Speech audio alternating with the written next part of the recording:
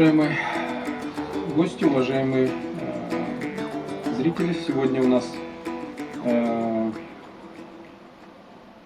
начало года, Нового года. Сегодня мы приступаем к следующему циклу, цикл просветительский, касаемо истории такой группы нагайцев, как юртовские нагаи. Проживают они в Астраханской области. Сегодня вот мы собрались в одном из старейших населенных пунктов, основанных юртовскими нагаями. Это в селе Пузан, официальное название Ишмаковка, Приволжского района Астраханской области. Сегодня на нашем мероприятии выступит лектор, кандидат исторических наук, старший преподаватель кафедры философии, социологии и лингвистики Астраханского государственного архитектурно-строительного университета Ишмухамбетов Рамиль Валитович. С приветственным словом также обратится к вам президент молодежной нагайской организации Астраханской области ИГИГЕ. Также к сегодняшнем мероприятии выступлю я, один из активистов юртовского нагайского движения Мусаев Амир Дамирович. И также у нас сегодня выступит наш гость, проживающий сейчас в городе Стамбуле, обучающийся там, в Стамбульском университете, Махсутов Алим Касимович. Вот. Сегодня в мероприятии присутствуют жители данного населенного пункта, которые неравнодушны к истории, к культуре своего народа. Подобный цикл мероприятий проводится впервые именно по этой тематике. Поэтому я так думаю, что это такой, мы с вами присутствуем, так скажем, в таком значимом историческом событии. Теперь я хочу передать слово нашим гостям, в частности, Ишмухамбетову Рамилю Валитовичу.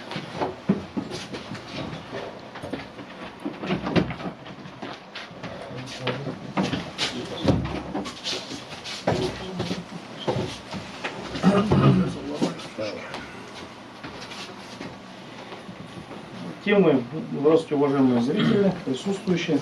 Темой моего сегодняшнего доклада является этническая история нагаев-юртовцев. Тема достаточно интересная, на самом деле к ней обращались ряд специалистов.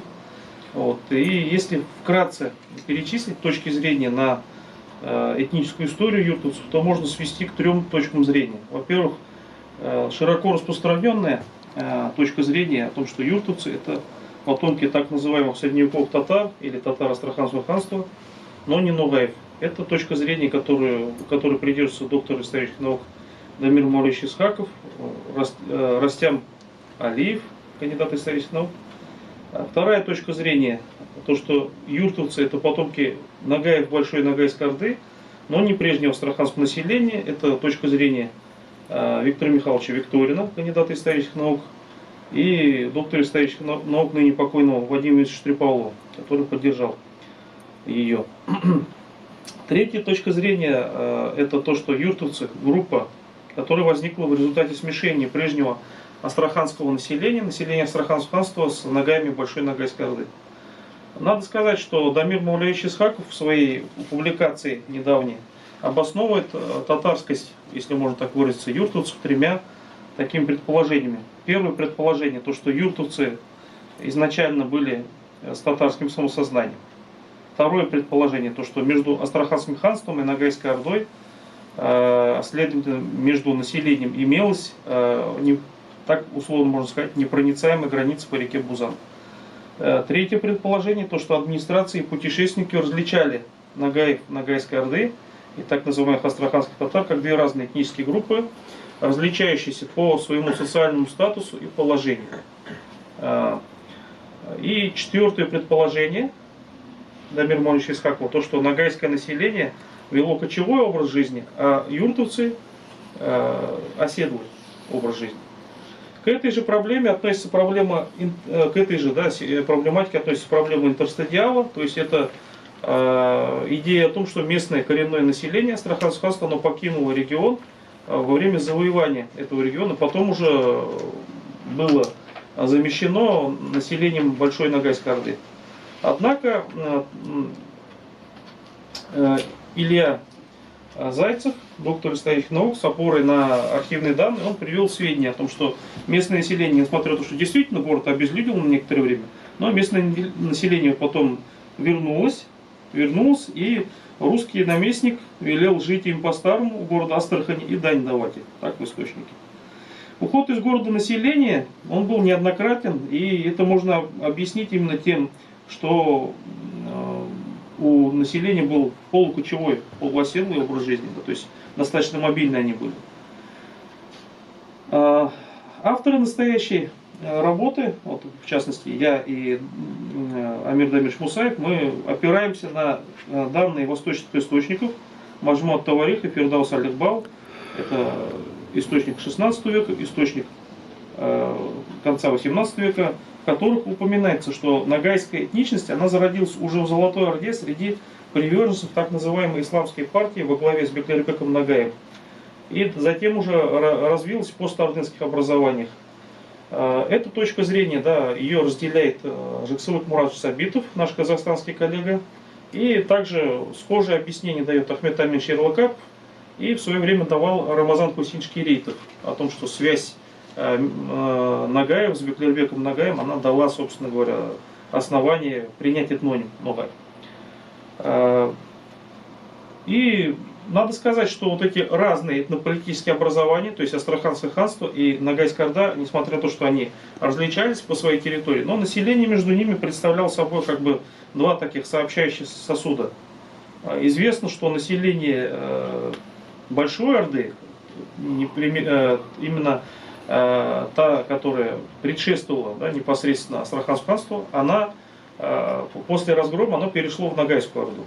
Также население Астраханского ханства своей частью после завоевания также перешло в Ногайскую Орду, а позднее и в Казы и Фулус. И это население потом впоследствии оно вновь прибывало к Астрахани. То есть мы видим как бы постоянные переходы. То есть население практически одно и то же, одни и те же кланы, они переходят.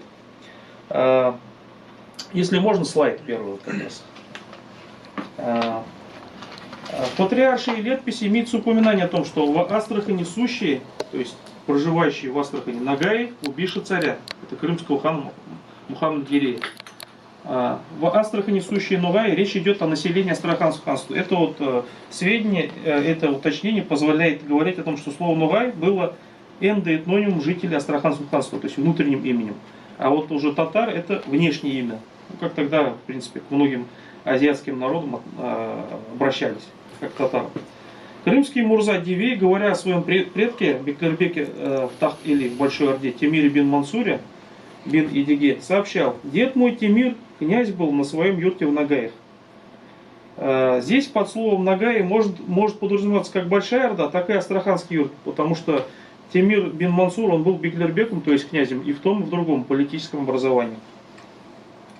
Астраханские археологические материалы конца XIV, начала XV века позволяют уверенно говорить о переселении в низовье Волги на места близ ордынской столицы Сарая населения прежнего монгольского юрта на Яйке. То есть это, собственно, из Ногайской Орды. Побывавший в Астрахани после русского завоевания Адам Алиари сообщал, что на месте прежнего завоеванного Астраханского ханства его население прежнего Астраханского ханства, оно являлось ногайским, да, то есть население являлось ногайским. И Астрахань была главным городом Нагаев. Англичанин Берроу, увиденный им, главный, да, такой центр поселения юрт, также определил как селение ногайских татар, где живут ногайцы, вассалы русского царя. Позднее сами юртовцы, согласно словам старшего поколения, который записывал Павел Иванович Небольсин, зафиксировал, они говорили то, что астраханский хан Ямгурчи происходил от другой ветви Нагаев. Однако Дамир Мавлевич Исхаков и Растям Туктарович Алиев, обращаясь к европейским источникам, считают, что европейские путешественники, они, так скажем, путали это население. А соответственно, многочисленный вот этот ряд, это Тектандер, Дженкинсон, Берроу, Аляри, они как бы не различали, да, то есть путали ногайское население и так называемых астраханских татар. Вместе с тем, они же считают, что русское население различало татар и ногаев. Между тем, Растям Алиев, он обращается, да, к запискам купца Федора Котова. Но этот купец Федор Котов тех же самых малых ногаев, да, или так называемых козыевских, да, козыевцев, явных нагайцев по происхождению, называл именем козыевских татар. Так вот в источнике это звучит. То есть мы видим то, что явных ногаев он называл татарами и использовал привычные для русского человека обозначения, а не самоназвания. Все эти противоречия относительно того, что и население Ногайской Орды, и выходцев из Астраханского юрта одновременно называются ногаями, можно объяснить, если принять, что и те, и другие имели единую ногайскую этническую идентичность. Важно, что Вадим Висович Трипалов, он тоже говорил о том, что население Большой Орды, Мангельского юрта, да, Ногайской Орды, и Крымского юрта, для всех их был свойственен этноним Ногай, как само название. В общем-то, и такие казанские авторы, как Дамир Мавлевич Исхак и Искандер Леонович Измайлов, они подчеркивали близость насельников Астраханского ханства и Ногайской Орды, и то, что они консолидировались в астраханских татар, так называемых. Ими же использовался термин «кыпчако-ногайские группы» с клановым делением, когда речь шла о вот этой самой золотоордынской верхушке. Подытоживая, можно сказать, что различаясь по социальному положению, одни из них происходившие из Ногайской Орды, другие из Астраханского ханства, обе этнические группы имели этническую идентичность как ногаев. И это подкрепляется вышеупомянутыми нами доводами и легко объясняет ту самую путаницу, которая якобы существует в источниках. При этом надо сказать, что русская администрация в силу традиции называла всех их татарами, ногайскими, едисанскими, юртовскими, чтобы различать в силу разной интегрированности в систему российского государства. Для юртовцев вместо хана стал занимать во властной иерархии русский царь, по-ногайски Ак-Патша. А выходцы из Ногайской Орды формально подчинялись Улубию, да, великому князю Ногайской Орды. Юртовцы же долго еще сохраняли память о том, что они подчинялись именно астраханскому хану, но не сарайчику. Использование таким образом, юртовцы под именем так называемых юртовых татар, они стали служивым сословием в русском государстве и участвовали во многих войнах российского государства, например, в Ливонской и в Северной войне. Использование термина татар в отношении юртовцев не должно вводить никого в заблуждение. Из документов об уральских казаках, которые приводит Мурат Нуэсович Ждыков, становится ясно, что слово татары русской администрации оно использовалось без относительно этнической принадлежности. Так, например, в этих самых документах люди, которые по происхождению калмыки, горские черкесы, да, черкасы, так называемые, нагайцы, туркмены, все они называются татарами. То есть сказал татарин, такой-то такой, да, Балта Савкин, что по роду он является из там, горских черкас. Там. И вот в этой форме, да, мы видим то, что и калмыки, и черкесы, да, и туркмен, всех их называют татарами. То есть это термин сословный. Таким же образом и в крымских источниках, вот в крымском источнике 18 века Умдатуль Ахбар Аль-Карами, так же как и ранее Ивлия Челеби, он называет татарами и ногаев, и крымцев, и калмыков, и булгар, и даже народы Яджуч и Маджуч, ну, в силу арабо-османской традиции. Имели ли место переселение из больших ногаев к юртовцам? Как они жили?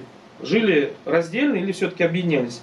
Для прояснения этого вопроса мы считаем целесообразным обратиться к сопоставлению данных о населении Астраханского ханства и Ногайской Орды. Одним из главных специалистов по истории ногаев, Вадимом Висовичем Трипаловым, были обнаружены документы 1627 года о том, что в Ногайской Орде упоминается улусы Сиит, Хоза или Хаджа, Ужа, Базар, Сарайчик, подвластные главному бию, связанные с сиидами. К последнему из них относилось еще и племя Кенегес. Важно, что в современных юртовских селениях по сию пору имеются одноименные махалля, кварталы. В селе татарская Башмаковка, Хазан по-ногайски, это Базар-аул, Хужа-аул и Кенегес. Магистрантом кафедры общей тюркской истории Института социальных наук Стамбульского университета Алимом Касимовичем Максутовым также при исследовании архивных документов было обнаружено, что в так называемом цареве Тияке и в городе Астрахани в середине 19 века имелись кварталы Махалля Сиит и Сарай Шакло. А последним из них было им предположено, что основали его переселенцы из столицы Ногайской Орды, то есть из Сарайчика. Кроме того, в Тияке имелся Махалля Кинегаш. Полное совпадение названий ногайских столичных улусов и юртовских махалля служит доказательством верности данной теории. Подтверждает это и архивные данные о том, что главный сиит Бия Ногайской Орды Иштерека Сейф-1 в 1615 году перебрался в Астрахань. И в последующих документах он упоминается вместе с подвластными людьми уже в числе жителей юртовских поселений. Кроме того, в Астрахани им была основана мечеть, которая, очевидно, располагалась в Тияке, мы так предполагаем, главном поселении юртовцев. Итак, в Ногайской Орде имелось некогда сословие сиитов и хужа, хаджаев. По настоящее время один из самых распространенных родов у юртовцев – это род хужа с фамилией Хаджаевы. Согласно Сижире этого рода, основатель этого рода переселился в Астрахань в 17 веке.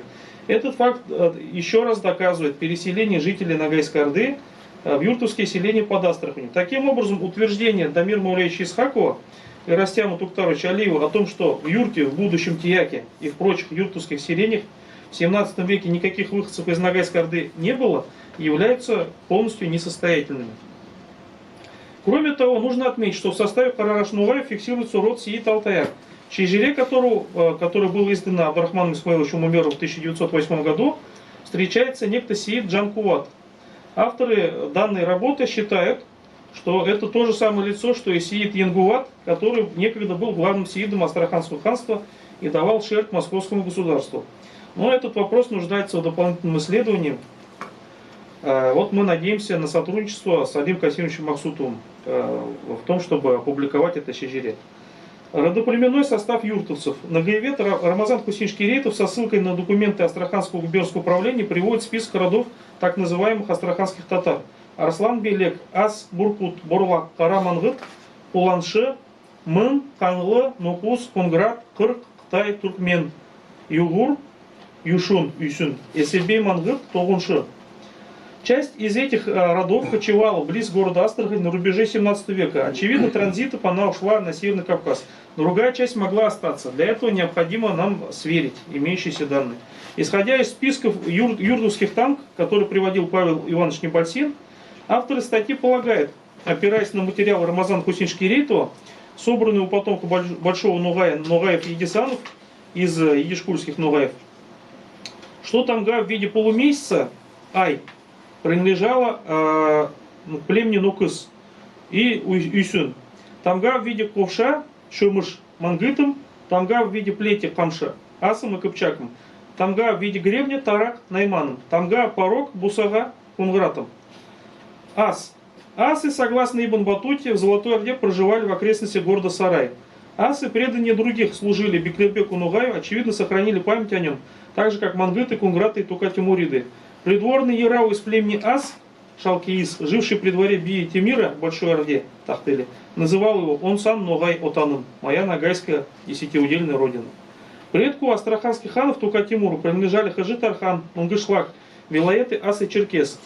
Авторы связывают область Ас с Северным Кавказом. Асы до сих пор присутствуют в составе Карараш-Нугаев. Мангыт. Очевидно, что Дамир Мавлеевич Исхаков абсолютно неправ, изничтожая мангытов в Нижневолжье и в Золотой Орде, утверждая, что якобы не было в составе Золотоордынской эллии мангытов до конца XIV века. Но, напротив, согласно данным Жексалка Муратовича Сабитова, предок Эдиге Мангыт Янджи вместе с его братьями пребывал в Золотой Орде и поддерживал Беклербека Нугая, а владения их отца, Куримсы, располагались в Крыму и на Днепре. Другая группировка мангытов находилась на Волге. Фирдаус Аликбау упоминается их лидер Сонкур Мурза. Это Сункар, Санкур, монгольское, да, и тюркское имя. В конце XIV века предок всех ногайских мурз, знаменитый Беклербек Эдиге, правил в Ордынской Астрахани, поставив в ней своего ставника, племянника Тимир Кутлуга. При этом Тимир Кутлуг зовется ее первым правителем, а само ханство чаще всего в источниках называется Тимир Кутлуев царев юрт. На реке Бузан от истока до устья находилось Наврузово княжье место, то есть владение Навруза Бен-Идиге, согласно посольским книгам по связям с Ногайской Ордой. Вместе с тем Мансур Бен-Идиге и сын его Тимир были беглербеками в Большой Орде, предшествующей Астраханскому ханству. Очевидно, что мангыты играли важную роль и в Астраханском ханстве, и в Большой Орде. Не случайно реки Терек, бывшие некогда крайней границей Астраханского ханства, в русских источниках 1526 года называется Старым Ногайским кочевищем. И считает Владимир Черепалов, что эти земли были пожалованы Нураддину. Хотя в последующем улус Нураддина в Ногайской Орде находился на левобережье Волги. Юрт Нураддин Мирзин Биим Исмаилом упоминается в переписке 16 века по обе стороны реки Бузан. Интересно, что на реке Бузане, на древнем местопребывании мангытов, до сих пор находятся села ногайцев Арагашей, среди которых, как и у юртовцев, сохраняется родоплеменное объединение мангыт с тамгой в виде ковша по-ногайски щемыш. Кунграт. Кунграты занимали во властной структуре Астраханского ханства значимое место. И эти кунграты связывали себя с Нугаем, Беклербек Нугай. Один из авторов настоящей работы, опираясь на сведения Фердауса Аликбала, указывал то, что отцом Нагадая Кунграта был Агадай, сын Нугая. Однако Илья Зайцев в своей работе к истории золотарынских кунгратов в Хорезме в Крыму и Мирнангутай привел убедительные сведения о том, что он был сыном все-таки Тимур-Кутлуга Кунграта, что требует уточнения родства с Нагаидом. И тем не менее, имело место быть переселение из Крыма, властвование в Крыму. Имела место традиция соотнесения этого рода с Беклербеком Нугаем. Сведения Мажмута Варих о том, что Ах-Хусейн был правителем Нугаев, от которого пошли Нугаи, судя по всему, указывают на связь через подданных и преемственность. Сведения эти достаточно ценные. Источник называется Алжидай Гургена Кунграта уйгуром. Имеется в виду уйгурская вера, да, то есть имеется в виду буддизм. То есть они себя противопоставляли, так же как и Тука-Тимуриды, кунграты, они в числе первых приняли ислам, и поэтому себя связывали с мусульманской партией в Золотой Орде, то есть с Беклербеком Нагаем. Кроме того, среди знаменитых астраханского ханства кунгратов можно упомянуть Джан Мухаммеда и кунграта Ишима. Эти сведения, судя по всему, в источнике Мажмута Варих появились через посредство Беклербека Астраханского ханства Баба Али-Хатай. У поздних юртовцев существовала Махаля Кунграт, здесь, вот в этом как раз селе, где мы находимся. Алчин. Алшинову Нугаев в составе юртовцев не сохранились с этим именем. Однако имеется у Нагаев и десант на Ставрополе. Также на Кубани проживает род Альшуновы, Алшин. И много одноименных топонимов фиксируется в Степном Крыму. И по нашим сведениям имеются представители племени в Буджаке. Родоплеменное объединение Алшин имеется и у казах младшего жуза. Однако тождественность ногайских и казахских алшинов еще ничем не доказана. Уйшун или Уйсюн. Этот эль наличествовал в Большой Орде, в Золотой Орде до этого. Известно, что герой ногайского эпоса Арю-Амед имел реальный прототип в лице Ахмета, сына Исы, одного из эмиров хана Джанибека. Наличие этого племени в Астраханском ханстве можно удостоверить архивными данными о князе Астраханском Салчее, который, по мнению Ильи Зайцева, происходил из племени Уйсюн и приходился сыном Ахмету, сыну Исы. А места его проживания – это, соответственно, территория Северного Кавказа, близ реки Терек. И сохранились многочисленные сведения о нем в кумыкских и ногайских родословных. Киличи, юртовцы, килинчинцы и десантцы по происхождению составляли табун ногайских князей в Урусулах. Имели общую тамгу шигыр в виде колеса поливного. Современное село Килинчи Приволжского района Астраханской области носит название ногайского десантского рода Киличи. Именно в такой форме зафиксировано Павла Ивановича Небольсина. Племя Кытай. К нему принадлежал Беклербек Астраханского хана Абдул-Карима Баба Али-Хатай, о котором мы уже говорили. И он был главным информатором о золотарынской истории для авторов сочинений XVI века Чингис-Наме и Мажмута Варих. Племя Кытай фиксировалось и в Ногайской Орде, и имеется у Нугаев Северного Кавказа. Также у юртовцев в трех протоках и в Казани фиксируется Атак Китай, то есть прозвище Китай. Алаш. Встречается участие юртовцев в селе Татарская Башмаковка. Совпадает с племенем Алаш у ачекулакских нугаев. Борлак имеется у ачекулакских нугаев и едисанов. Тогыншы у Кара нугаев. уже отмечался исследователем значительная генетическая близость юртусов к карагашам и прочих пунугаям, но не к татарам-переселенцам. В настоящее время родоплеменная структура у юртусов трансформировалась в систему прозвищ по-ногайски атак. Часть из них происходит от прежних родоплеменных названий, а другая часть от патронимов, имен прародителей и табунных голов. Некоторые от бытовых прозваний. Старшее поколение еще помнит родовые тамги, которые играли роль инсигний. И это позволяет частично реконструировать родовую структуру или составить о ней представление. Вот это вот, в частности, моя часть доклада. Теперь я хочу предоставить слово Амиру Дамировичу Мусаеву, моему соавтору. Теперь переходим к моей части доклада. Так, тип хозяйственной этнографии юртовских нугаев. Значит, всем известна знаменитая гравюра, которая была создана в 1630-е годы автором одного из галштинских посольств, в которое входил Адам Алиари. Вот там в этой гравюре нарисованы жители юрта, так называемого. Это главное поселение, как отмечает Адам Алиари, астраханских нугаев. И вот как раз жители этого юрта показаны на территории, которая сейчас по локации сходится с той местностью, где вот находится, в частности, если современную Астрахань брать, это вот где Татар-базар, где вот Ногайская мечеть, где вот как раз, то есть к югу от Кремля. И там вот в этом поселении астраханских нугаев показаны такие жилища в форме таких небольших кибиток. То есть такие вот неразборные кибитки по-ногайски атау типичны для всех групп ногайцев, которые дожили до 20 века, я имею в виду тип жилища. Позднее, побывавший в Астрахани в середине 18 века, в 1769 году он издает свою работу, Самуил Гмелин сообщает об астраханских татарах, оговаривая при этом, что они на их языке, то есть на их своем родном языке, называются нагаями. То есть самоназвание нагаи.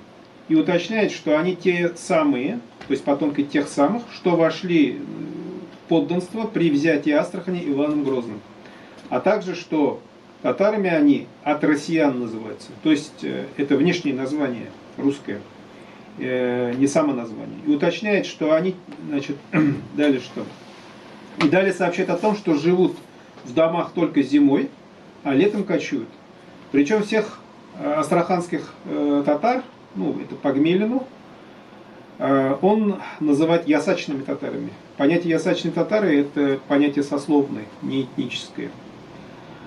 Из них, тех, кто живет в стационарных домах, то есть неразборных стационарных домах, по-ногайски это хараи, поэтому вот внешние названия юртовцев, в частности от их соседей, например, от тех же карагаш-ногайцев или от казанских татар, их внешние прозвания хара или новай, то есть ногайцы, живущие в стационарных домах, таких капитально построенных, которых не разберешь.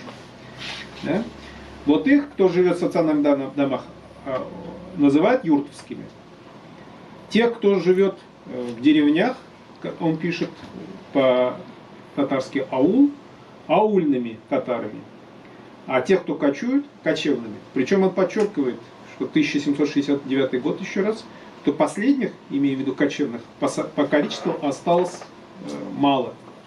То есть, либо это вот часть их уже давно осела, либо в силу того, что они были более мобильны, чем те, кто проживал в стационарных поселениях и при городе Астрахани, они могли при определенных каких-то там катаклизмах, там, политических, природных и прочих, экономических, просто собраться и уйти. Уйти куда? По той же территории бывшего Астраханского ханства. То есть им отсюда уйти на Терек ничего не стоило. И, кстати, с чем это связано? Эта традиция, кстати, сохранялась вплоть до 30-х годов прошлого столетия, когда в Астрахани, в частности, начался такой процесс, как раскулачивание. Большинство вот этих людей, которые спасались именно от раскулачивания, уходили именно туда. Уходили, так скажем, на территорию Северного Кавказа. В частности, это равнинный Дагестан, это Карачаево-Черкесия и так далее. То есть это уже, так скажем, веками построенные и проверенные маршруты. Вот кочевые вот эти так называемые нугаи, они как раз по этим маршрутам, астраханские, юртские нугаи, по этим маршрутам и ходили. В этом, кстати, они каким-то, они как бы в свою эпоху повторяли те маршруты, по которым жили здесь еще те народы, которые были их, так скажем, предками, одними из их предков. Это те же хазары, те же половцы, которые тоже осуществляли, проживая в этих самых низовьях Волги, в частности, они осуществляли вот эти сезонные маршруты. То есть, когда снег сходил, а снег раньше сходит именно на южных рубежах, уходят туда, к предгорьям. А потом, когда там уже трава, так скажем, выгорает и так далее, поднимается вверх по меридианным, так скажем, маршрутам. Ну, я немножко отвлекся, давайте дальше.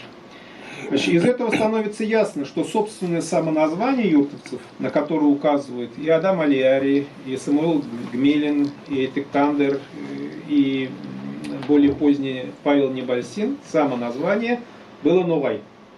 А слово название татарин это было внешнее название, экзоэтноним, как говорят.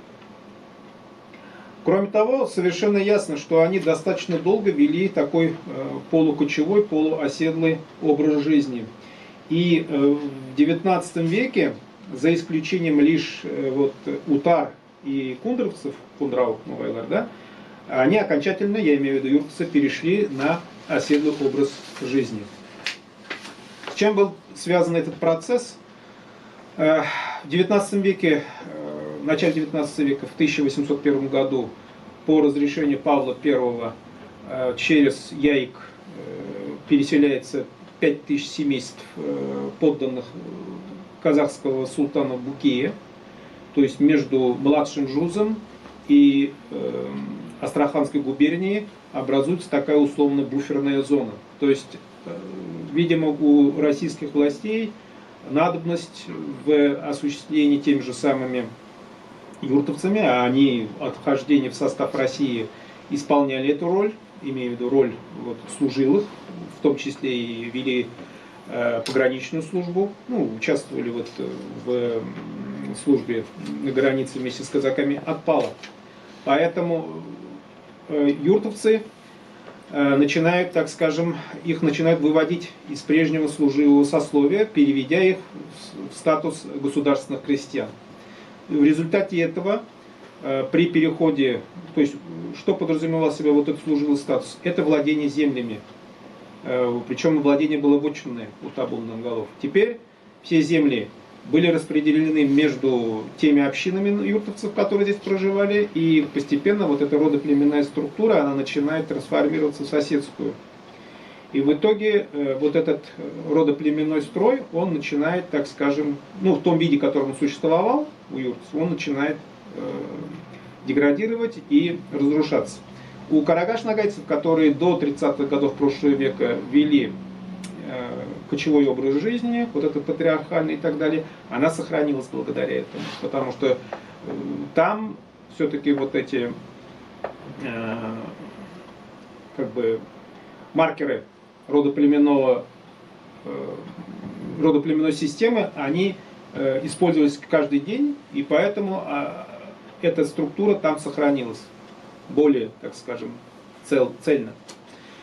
Полукочевой, полуоседлый образ жизни нугаев-юртовцев диктовался также природными условиями. Я уже говорил, что схожий вид хозяйственный был у хазар, у половцев в раннем средневековье, особенно у тех, кто проживал именно в этом регионе, Прикаспии и низовьях Волги. А такой же и в тот же промежуток временной, я имею в виду конец 16-го, начало 18 веков, такой же образ хозяйствования был и у башкир в Приуралье. Юртовцев, кроме полуоседлого образа жизни, отличало еще занятие, в частности, чем? То есть занятие у юртовцев, хозяйствование было вообще комплексным. Кроме отгонного скотоводства полукочевого, это было еще земледелие, причем земледелие двух видов. Лиманное, это когда использовали в качестве под посевы использовались вот эти освободившиеся после половодья участки дельты, которые в юртовском языке называются куль. То есть куль это общее тюркское пруд, озеро. Но у юртовцев слово пруд слово пруд, куль еще обозначает поле сейчас. Это вот связано с их типом хозяйствования. Второе это поливное земледелие. То есть юртовцы здесь использовали вот эту систему арычного поливного земледелия. Причем для поднятия воды использовали разные инженерные, условно говоря, сооружения. Ну, самым таким, скажем, известным это был чигирь, шевар по-юртовски. Кстати, одна из тамг у юртовцев так и называется шевар-тамга в виде вот этого поливного колеса. Также среди юртовцев до 1700-х годов было широко развито рыболовство, причем в том виде, которое его потом посредством через юртовцев освоило местное русское население. Это учужное рыболовство. То есть когда крупных вот этих рыб, в частности осетровых пород, ловили с помощью вот этих забойк, учуги. Причем учуги, кстати, были распространены, практиковались в низовьях Волги и на Урале. В других регионах это не замечено. То есть это тоже наводит на мысль о том, что данный тип рыбной ловли, он так или иначе связан с местными жителями. А потом был перенят уже позже уральскими казаками, русскими рыбаками в низовьях Волги и так далее. Этнографические особенности юртовцев включали сходно с прочими ногайскими группами комплекс мужской и женской одежды. Диалект юртовцев был признан специалистами Института языкознания Российской академии наук диалектом ногайского языка. Таковым он считался и самими носителями.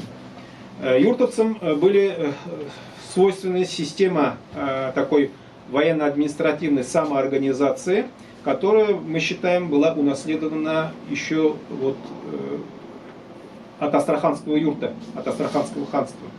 В частности, деление на десятки, полусотни или табун, это от монгольского таун, 50, и сотни. Более такая, скажем, развитая система, которая была в Орде, я имею в виду в Золотой Орде и так далее, когда делились на тысячи мины и на десятки тысяч тумены, она, видимо, среди них не получила распространения из-за чего? Из-за того, что численность была меньше. То есть дальше делиться смысла не было. Не было такого количества, так скажем, людей. А вот на десятки, полусотни и сотни, да, это практически, как скажем, применимо. И эти самые группы управлялись табунными головами. Табунная голова это вот как раз полусотники, так скажем. Те, кто данная вот эта группа могла выставить 50 всадников.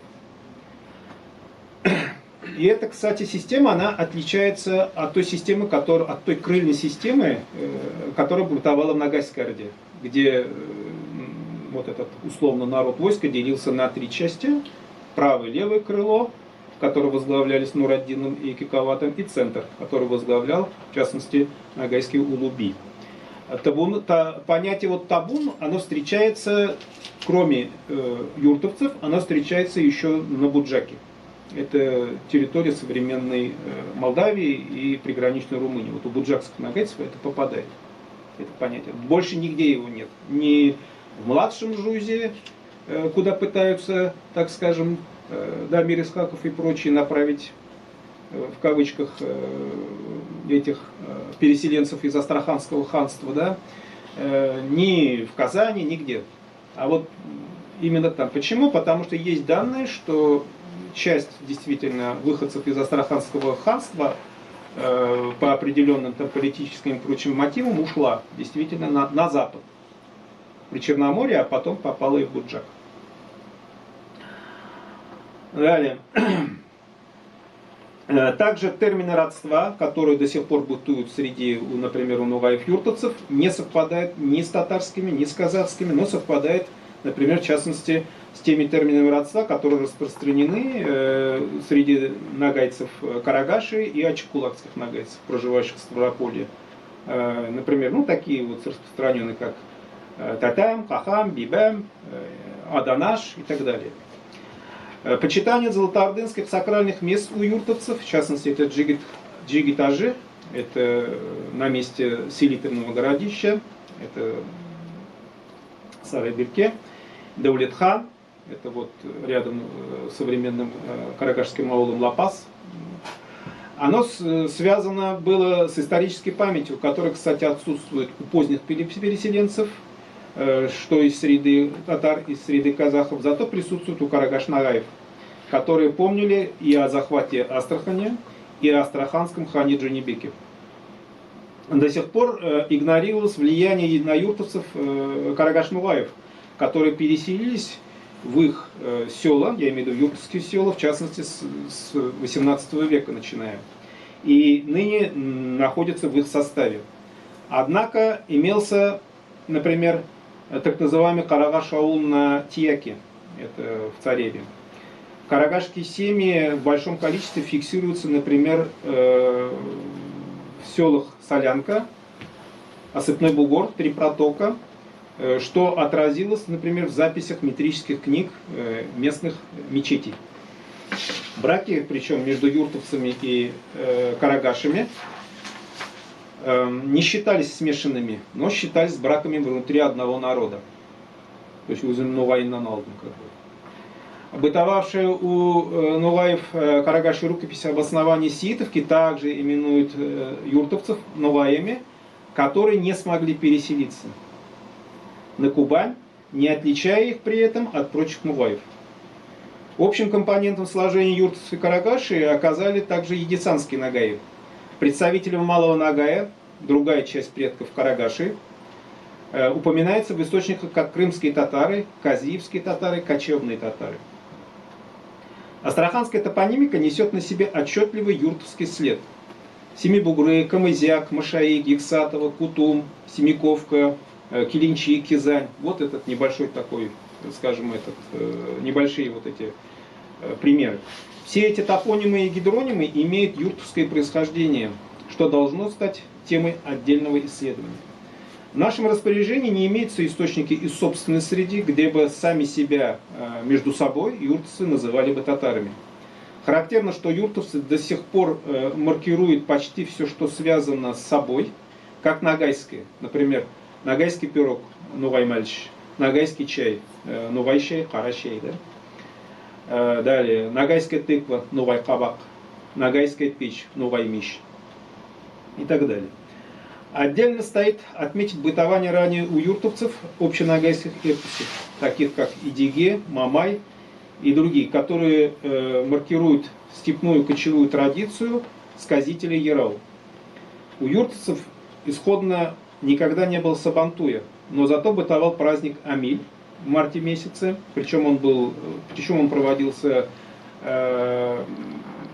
по очереди во всех юртовских селах, и на котором, как и, кстати, в монгольском празднике Наадам, практиковались 3 мужских соревнования. Это стрельба, первоначально это стрельба из лука, Алтын Кабак ее маркирует, потом это стало уже стрельба из огнестрельного оружия по мишени, конские скачки от шабыш и борьба, нугайши краш или бильба краш. Переселение казанских татар и мишар в Астраханскую губернию, начиная с 18 века, отнюдь не изменило полностью этнический облик и особенности юртовцев. Однако влияние оказала советская татаризация 20-30-х годов 20 века. При том, что этноним Нугай бытовал у старшего поколения в качестве эндоэтнонима. То есть само название вплоть до где-то 60-х годов 20 века.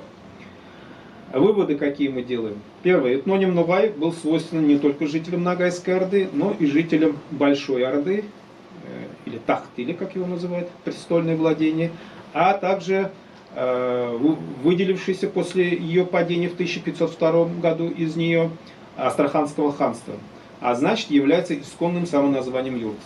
Второе. Мангытские князья, предки ногайских мурс и их подданные, исходно пребывали на территории Астраханского региона в златоордынское время, а затем в период Большой Орды и Астраханского ханства.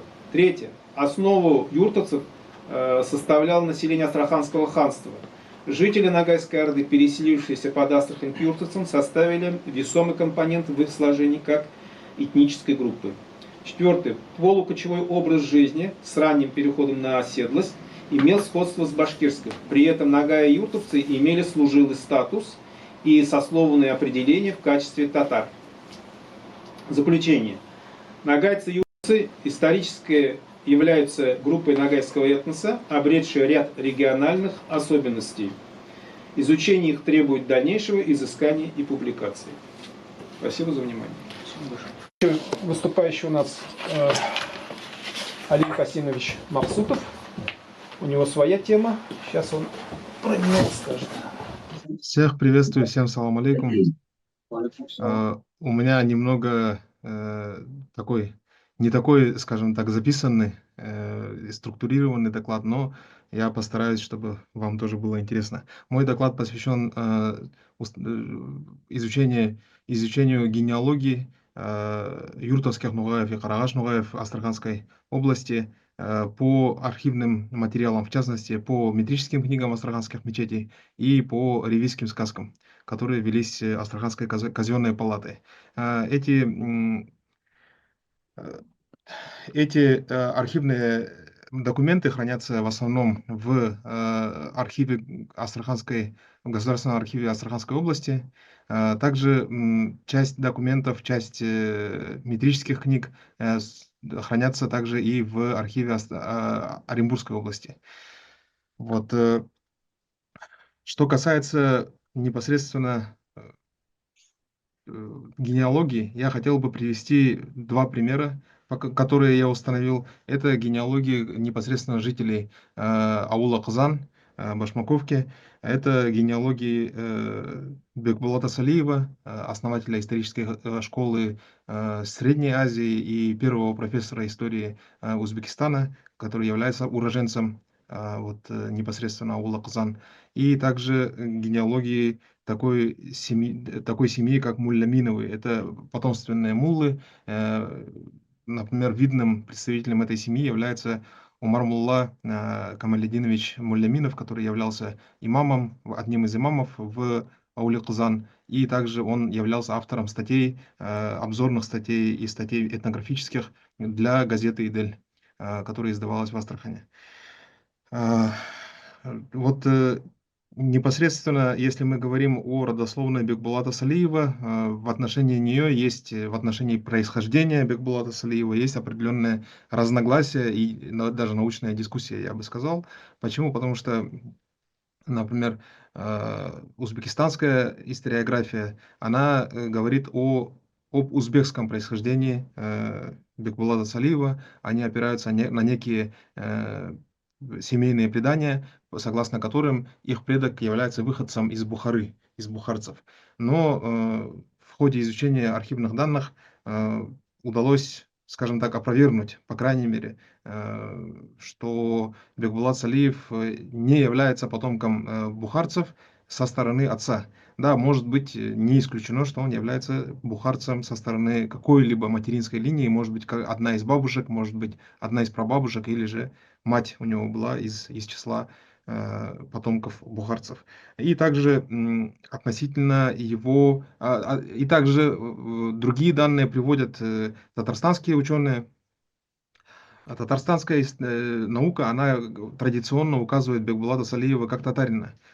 Есть статьи и в научных изданиях, да, в журнале Туганжир, и также есть статьи и на государственных ресурсах, как «Миллиард татар» и другие, где он указан именно как татарский ученый. И также недавно Азатом Ахуновым была издана книга посвященные татарским историкам, которые внесли вклад в узбекистанскую науку, и среди которых перечислен также и Бекбулат Салиев. Вот, я хотел бы привести такой вот наглядный пример, скажем, хотел бы поделиться с вами экраном. Так, сейчас. Нет. М, Поделиться. Так, видно, да? Пока не видим. Вот сейчас видим. Мгм.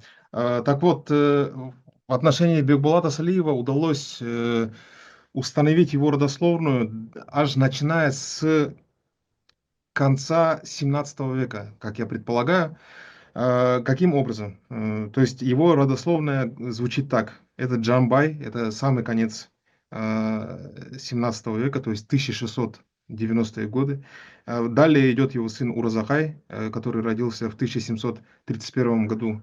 Далее идет Айтуган, который родился в 1763 году. Далее идет Умар в 1796 году родился. Далее идет Салибай, это в 1820 году он родился. Далее идет Абдул-Маджид, который родился в 1854 году, и Бекбулат, который родился в 1882 году. Это вот из числа юртовских нугаев, это родословная, которую удалось, по крайней мере мне, установить глубже всего. Да, вот на данный момент вот из числа юртовских нугаев это человек, который глубже всего изучен, родословная которого глубже всего изучена. В первую очередь это, конечно же, ревизские сказки. То есть мы знаем, что метрические книги начали вестись только с 1828 года, а в Астраханской губернии с 1831 года. Поэтому более ранние документы нам, к сожалению, недоступны. Что касается ревизских книг, ревизских сказок, которые велись Астраханской казенной палатой, они велись еще аж с 18 века, и непосредственно по юртовским нугаям они доступны нам с 1795 года. И вот еще не указывались даже селения, вот именно в ауле Казан аул Казан делился на определенные табуны, и вот табун Аджигула Исмаилова, который мы наблюдаем, да, вот здесь вот на экране, это табун Аджигула Исмаилова, и здесь мы видим вот Жамбая, точнее, мы видим Уразахая Жамбаева, вот он, Уразахай Жамбаев, видно, да? Вот я провожу. И его сын Айтуган, жена Айса, дочь Алиме, далее идут уже другие, ну вот Абу-Бекир, там и так далее. Но вот эта вот семья, Уразахай Жамбаев, сын Айтуган, жена Айса и дочь Алиме, это и есть как раз вот эта вот коренная семья, из которой впоследствии происходит Бекбулат Салиев. Далее переходим в 1816 год. Опять же, вот табун Аджигула Исмаилова, да, и мы видим здесь вот Асан Жамбаев, его племянники Айтуган Урзагаев, Аубекир Урзагаев и Айтуганова сыновья Умер и Осман. Умар и Осман.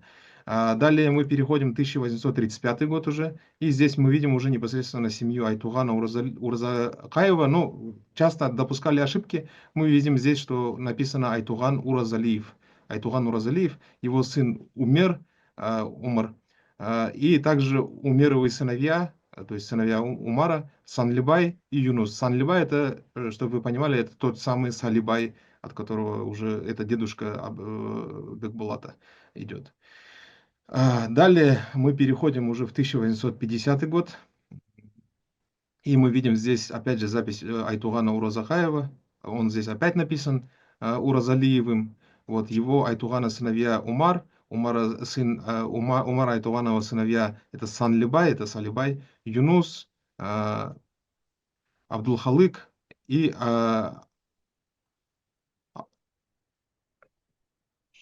Абдумариб и так далее. Далее мы переходим в 1858 год. И мы видим уже здесь семья Салыбая Умерова, Санлыбая Умерова. Видим, что до сих пор его пишут с ошибкой, на самом деле он Салибай. Здесь ему 37 лет уже, и его сыновья. И здесь вот под первым номером мы видим Абдульмазид написано, но это Абдульмаджид. Под четвертым 4 года ему тогда было в 1858 году, и другие его сыновья. И далее мы уже переходим в метрические записи, в частности, вот метрическая запись первой мечети в Махале Конград за 1882 год. И мы видим здесь под номером 3, вот под номером 3, вот это вот Эр-Оглан Бекбулат, и здесь вот написано Атасы Юрт Адама, Атасы Юртский, Абдульмаджид, Салибай Уллы и Анасы Бадиуль Джамаль. Конград Махалесінде туды, то есть родился в Махале Конград. Таким образом, нами было установлено вот это вот родословное.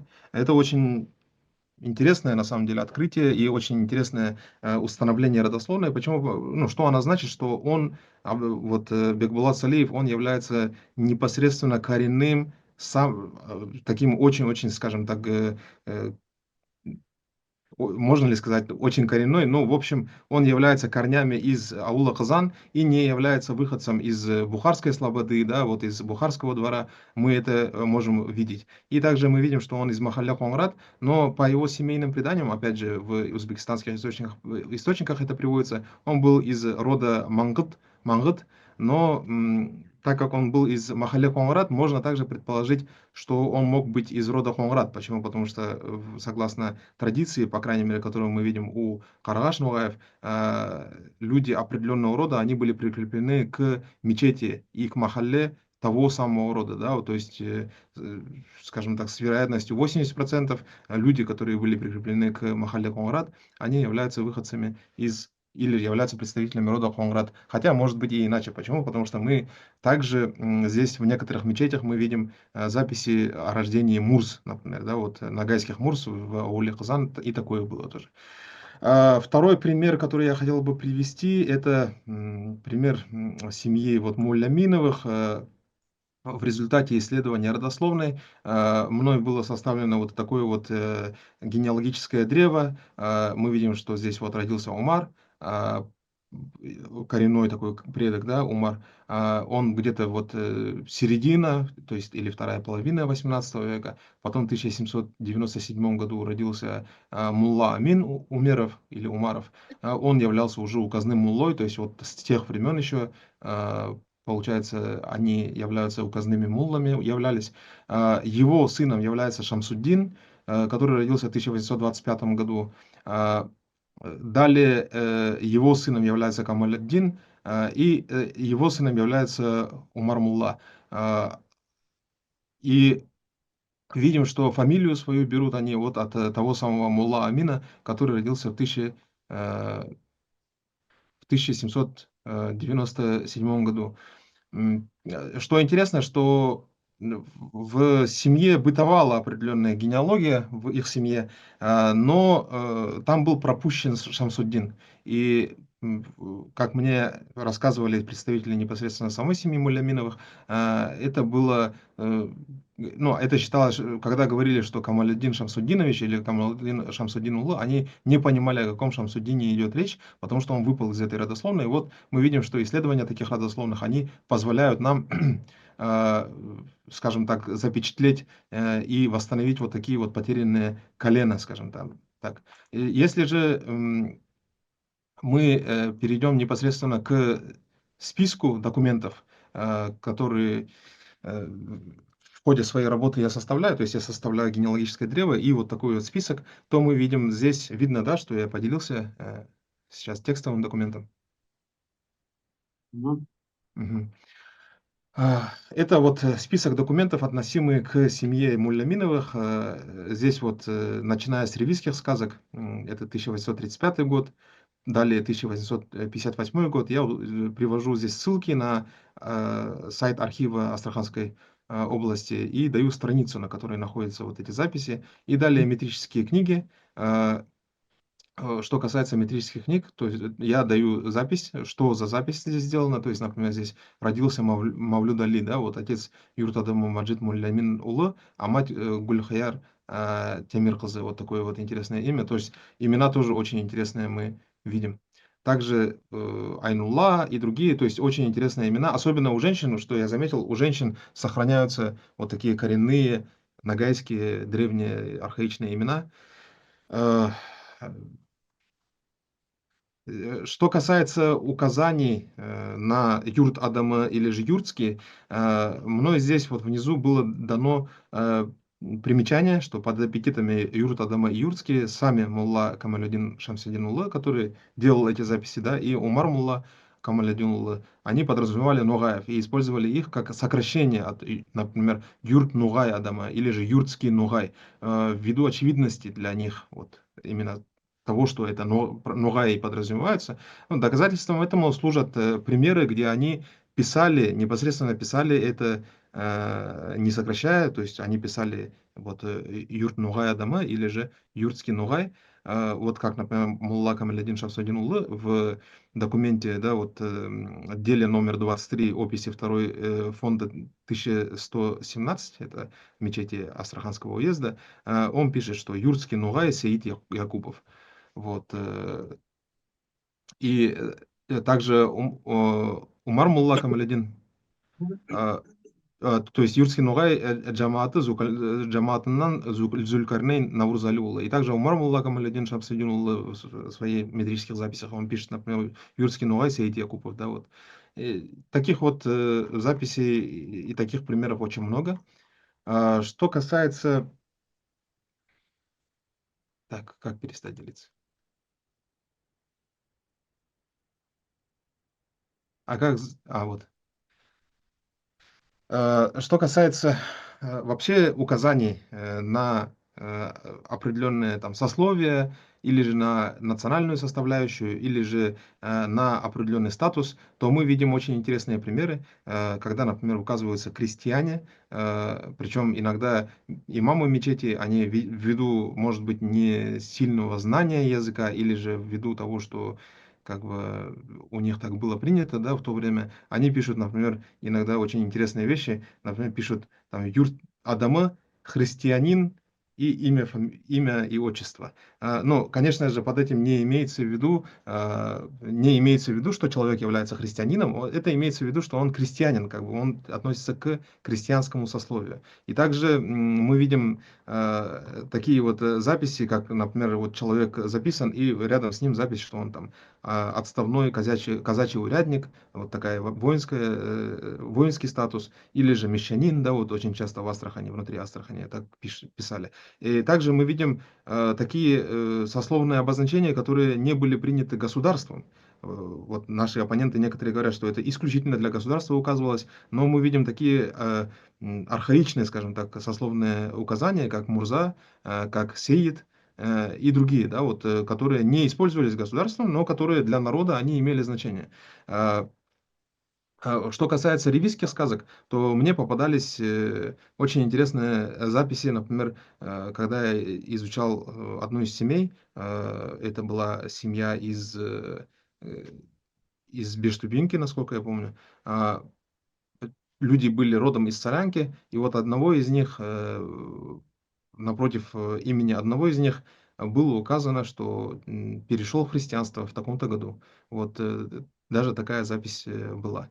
То есть бывали такие случаи, и это все фиксировалось в документах. То есть, подытоживая, нужно сказать, что вот архивные документы, и ревизские сказки, и метрические книги, они являются важнейшим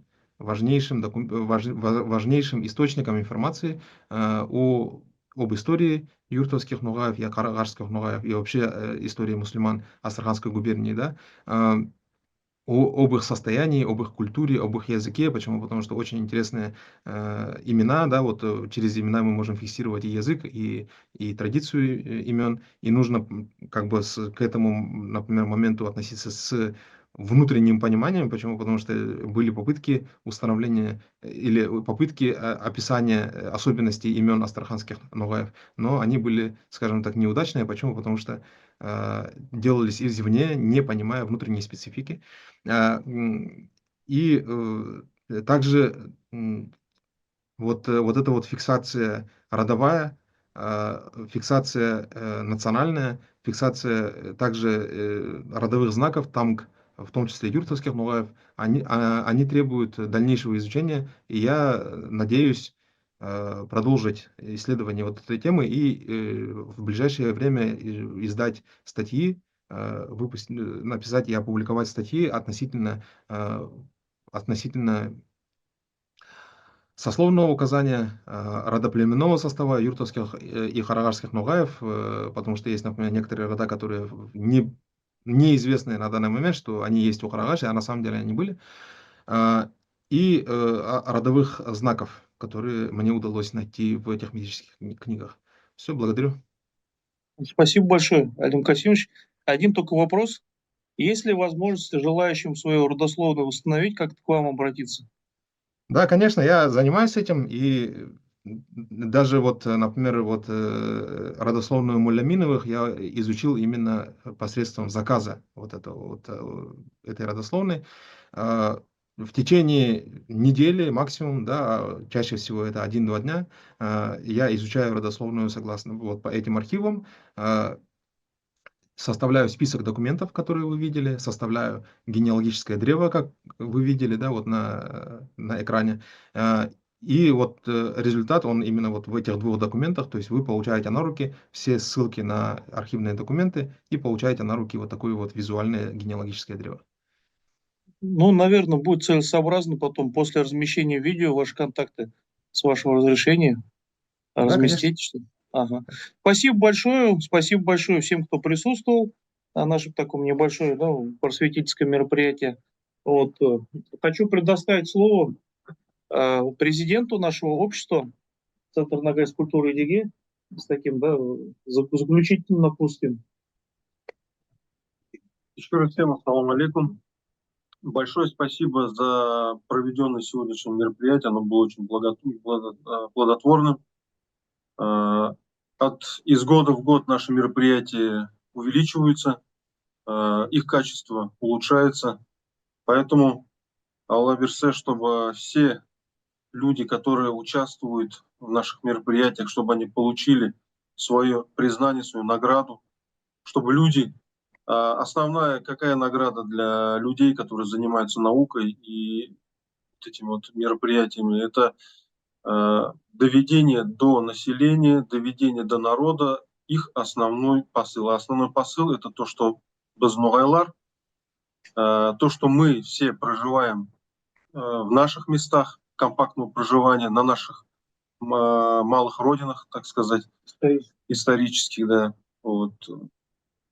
Чтобы все эти знания, все эти труды, они нашли свое место в истории, и чтобы все вот эти вот, как бы вся наша работа, все это наше направление, чтобы оно двигалось к намеченной цели. Всем большое спасибо. Вот. Ну, в принципе. Благодарим большое, Да. Спасибо всем присутствующим. Вам Вот. тоже спасибо за организацию такого мероприятия. Будем связываться, дальше продолжать. Надеемся на плодотворное сотрудничество. Спасибо большое.